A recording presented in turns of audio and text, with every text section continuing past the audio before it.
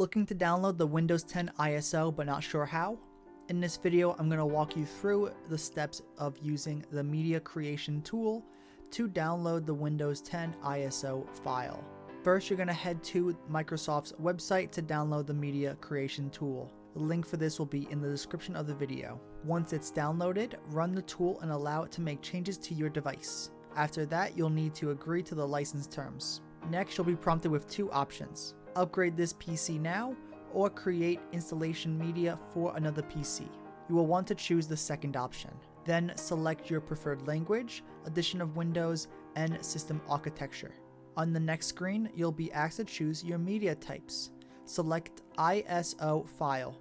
If you're looking to install Windows 10 directly onto a USB flash drive, the other option is for you. After selecting ISO file, click Next. Rename the file and save it somewhere easy to find on your computer. Once you hit save, the tool will begin downloading the ISO file and you'll see a progress bar. Now this process can take some time, so I'll skip ahead to when it's nearly done. Once the download is complete, you can click the file path to see where the ISO was saved. Finally, click Finish and you're all set.